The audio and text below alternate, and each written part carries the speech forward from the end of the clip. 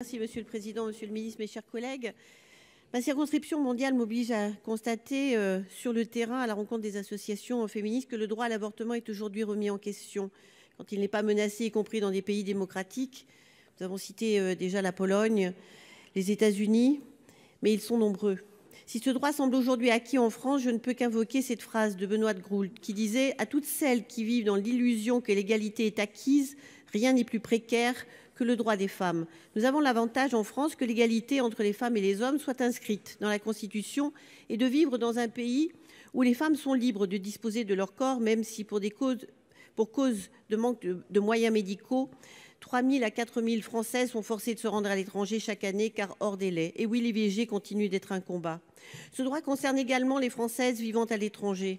Pour la première fois, le budget 2023 du ministère de l'Europe et des Affaires étrangères consacre une ligne budgétaire qui doit permettre à nos compatriotes vivant dans des pays où elles n'ont pas accès à l'IVG d'être prises en charge afin qu'elles puissent la pratiquer en France. Il convient désormais que l'État accélère le déploiement de ce dispositif d'accompagnement, voire de rapatriement, et clarifie les conditions d'accès à ce droit fondamental afin que la protection consulaire inclue l'assistance à l'IVG.